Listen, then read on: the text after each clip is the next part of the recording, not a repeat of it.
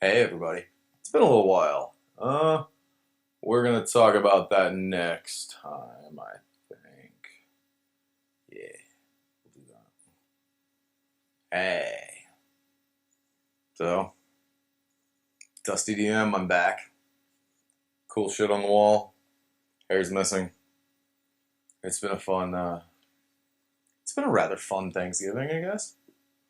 Yay, most certainly. So, not doing a paint video today. I'm gonna just keep annoying myself because the paint bottles keep poking me in the skull. Smart. Um, but today's not a paint video. Today's a game video, and I want to talk about something. Oh yeah, gotta use you as a desk.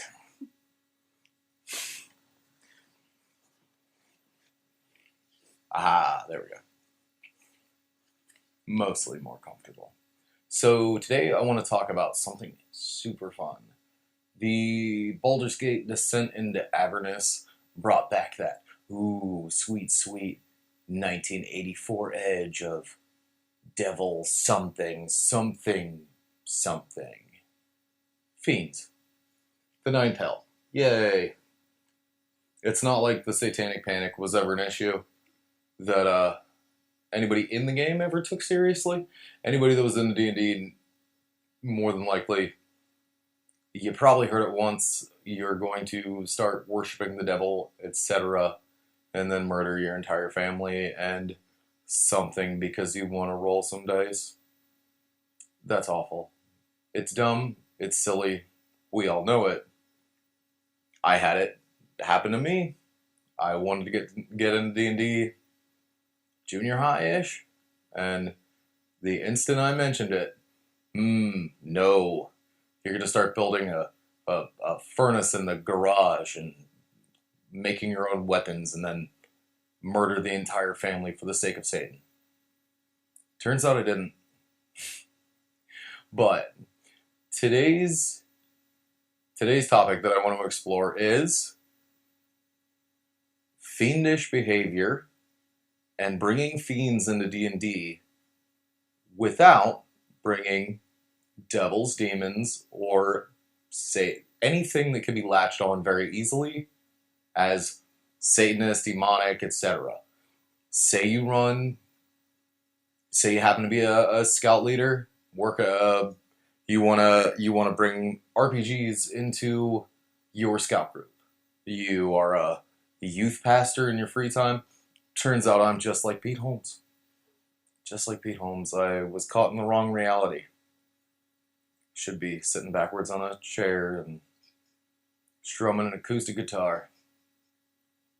But fiendish behavior is one that is easy, very easy when you take it into perspective. It's something that's very easy to add into a game without bringing anything satanistic. If you have young folk in your game, if you're trying to run a Christmas game, trying to run a family dinner or whatever, just run a one shot, and you can't think of anything that's not going to bring up 8,000 hours of, oh well, it's all Satan-y and devilly. Here's some ideas. Fiendish behavior can be stripped from demons and devils and pit fiends and everything, and put into people. Fiendish behavior entails cruelty. It involves a level of sadism that is motivated by the fiend's behavior. It's motivated by their goals. It's motivated by what they want out of people, and they manage to enjoy the predicaments, the problems, the issues that every part of it is going to cause. If you're familiar with the Dresden Files, this is where most of my understanding of the Fae lore comes from, just because it's very, very succinct. It's very succinct, very easy to remember, and of course, every time we run into a fairy, Jim Butcher has to go through it all again as if he were the first episode of the renewed X-Files. Yeah, let me hear about it all over again. 22 books in. Anyway, the fairy actions can be brought into almost a lawyership perspective, where wording is, if anyone's familiar with, if anybody's familiar with genie lore from Aladdin, other movies, I Dream of Genie, it's all about the wording. It's all about the phrasing. So that kind of behavior can be brought into a person who is acting fiendish in a position of power. So, say the bailiff. The bailiff of a town is, according to the medieval British glossary, the bailiff is the sheriff. The bailiff was the sheriff of a territory that was not worth sending a sheriff to, according to the king. A town small enough that the king didn't care to send somebody and waste their time with minor trivialities, so they presented the opportunity for a bailiff to exist in that town. Very bottom end. The bailiff could be very... could be very power hungry and use methods of, well, it wasn't said this way. You didn't do it exactly the way I said, and here's the loophole, and here's what the consequences are. For you not following me to the letter, here are your consequences. That's fiendish behavior. That is that lawyership loophole that is extremely frustrating and can be played as behavior that is not in any way fiend-like. It's fiend-like, but it's not coming from a demon. It's coming from the bailiff of a town. It's coming from the head of a thieves guild. It's coming from anyone that would have some stance in the community that your PCs are coming into, and all of a sudden they need to accomplish. They need to get an item from this person, and that person is doing everything that they can to continue kicking the ball down the field and making sure that the PCs, no matter how well they do it, how morally correct they are in their attempts to get it, they still look like the bad guys. That's fiendish behavior. It's frustrating, as it's beyond frustrating when it happens to you.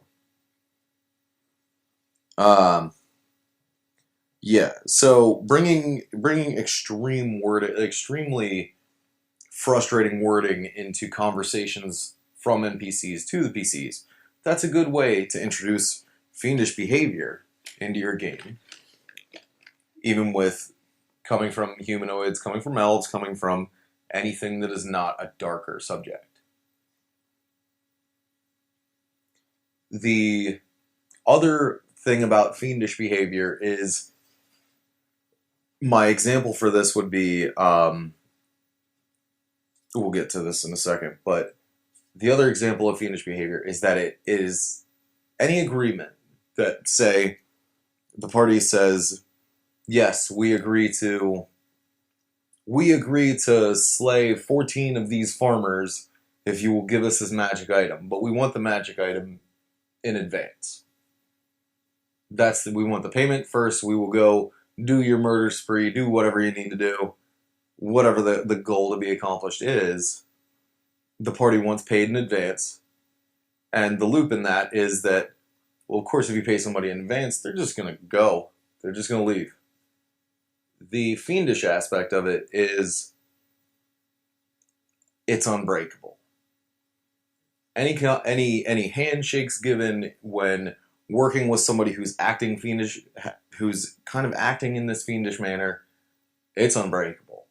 The best example I can think of is uh, Dungeons and Randomness, and a few of the PCs in the party have been hunted for, going on 6 or 7 years worth of game time, and actually worth of real time as well.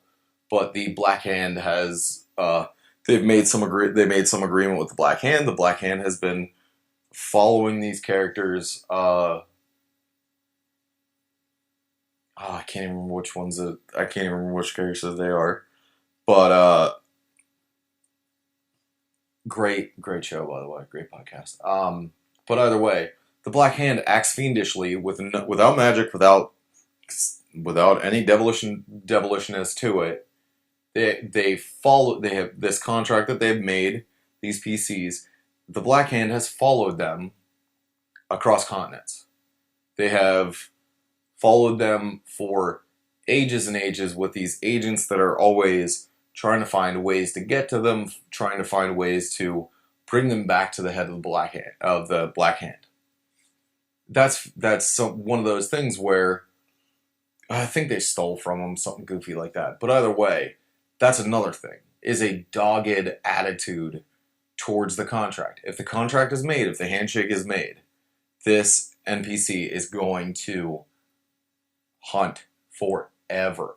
They're going to dog these characters forever. That is fiendish. That is the kind of intensity that you would expect from Hit Dice Podcast. Their example is the example I got from them was the player group ended up in the fire plane. They went to the city of Brass, and they were enslaved by the Ifrit. And the Ifrit, they managed to free themselves by going to a place on the fire plane that the Ifrit wouldn't touch because they thought it was, the Ifrit thought it was like, gonna kill them or something goofy like that. But that was their method of escape. They escaped the fire plane. They were chased and, hunted over planes, over multiple planes, where that party ended up in a plane of Earth, a couple of different other than the mortal plane areas being hunted by the Ifrit. That's the kind of thing you can bring into your game with an intensity, and again, still PG. It's still just somebody being mean. It's villainous. It's not fiendish, it's villainous at that point. And your players will see it that way. And that's a great way to bring on that kind of mindset to a game that is, edged towards people who aren't looking to play dark stuff, who aren't looking to play in a heavy, murdery, deals with an actual devil kind of thing. Just fun stuff.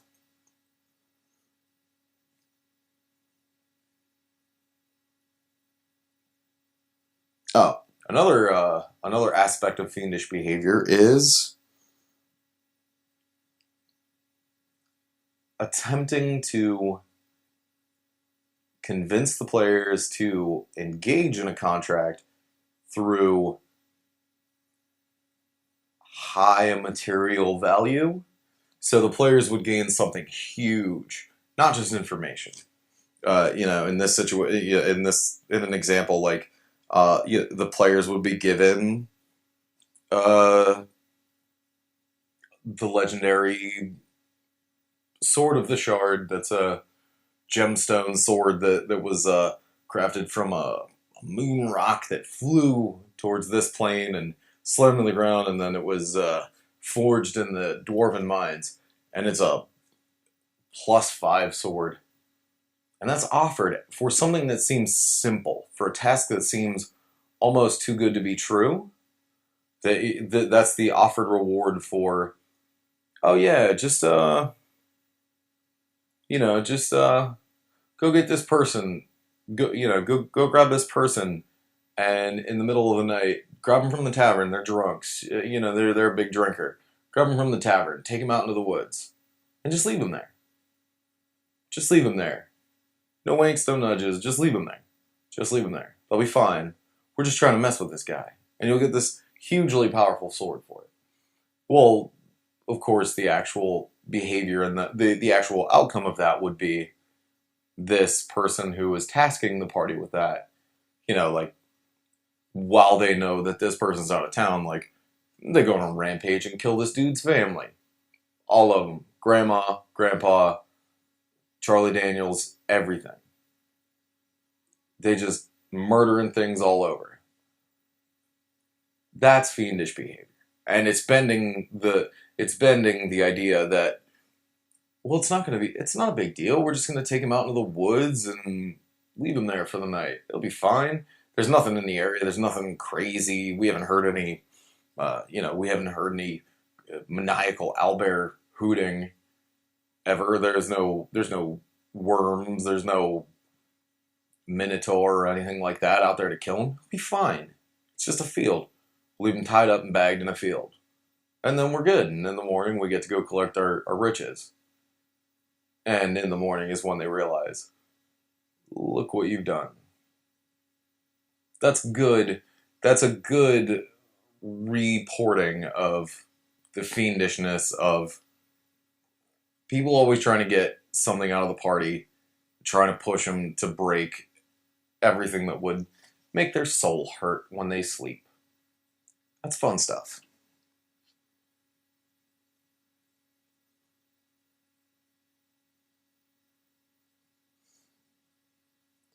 The biggest thing about fiendish behavior in a non-demonic, non-Satan-y game is that whatever purpose that the fiendish behavior is always going to be for some greater thing for that NPC. It's going to be because they're forced into it by somebody else. They have some contracts of their own they have to follow. They have some things of their own that they have to do, that they are under the gun for, that they are, it's an imperative to them. It's not for the the behavior, the requests, the contracts, the demands that the party's being presented with. It's never going to be so that the NPC can turn around and become. It's never motivated by something as trite or something as hollow as the most immense riches in reality. It's going to be motivated by, well, if I don't convince you to do this, then the instant that I fail, I'm going to be turned into a living statue. It's always going to be something that is driving the NPC to act that way, that is power, in a sense of political power, in a sense of more land, in a sense of, more than just fat sack of gold.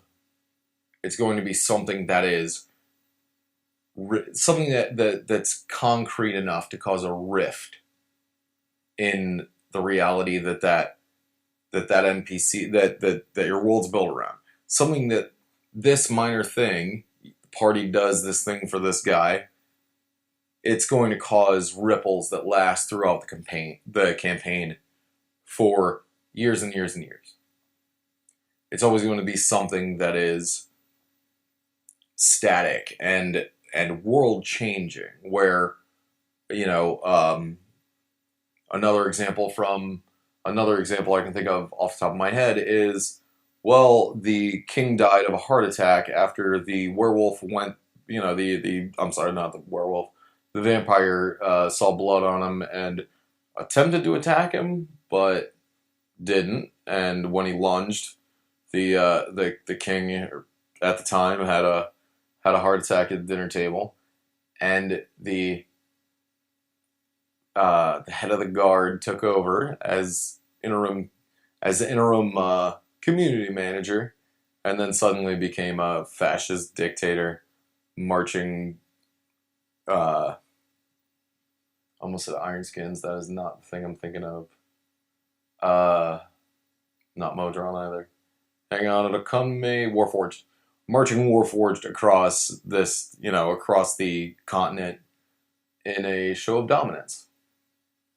That one little thing that the party didn't stop, that the party didn't do, caused a rift that lasted a very, very long time and actually ended 1,800 hours worth of gameplay in a 12 and a half hour session of war. It's got to be something that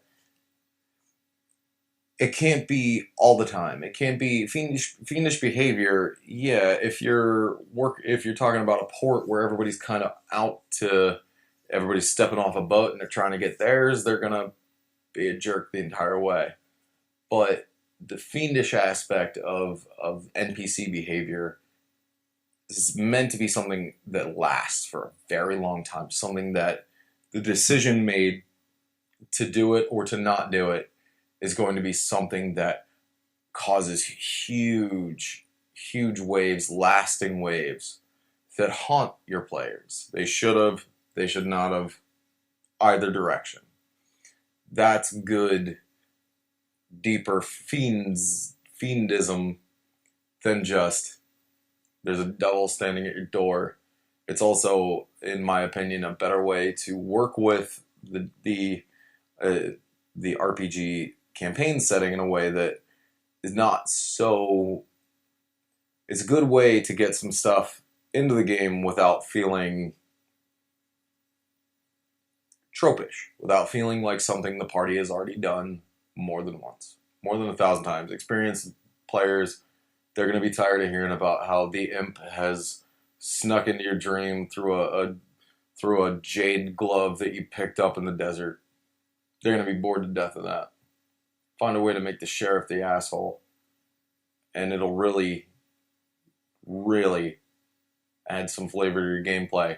And on top of that, you can do it you can add all these mechanical pains, these pains that, anybody that's spectral, anybody that's math obsessed or anything like that, these are logical conundrums that are always going to last and be there.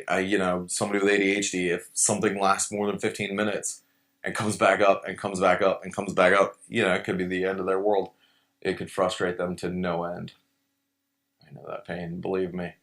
But it's a good way to add that kind of behavior of, well, you said you would. Oh, you didn't listen to me exactly. You didn't listen to the wording exactly. Still got to do it. It's still here. It's still here. And suddenly and suddenly the campaign's back on fire again. So that's today's thing to do. We'll talk next week.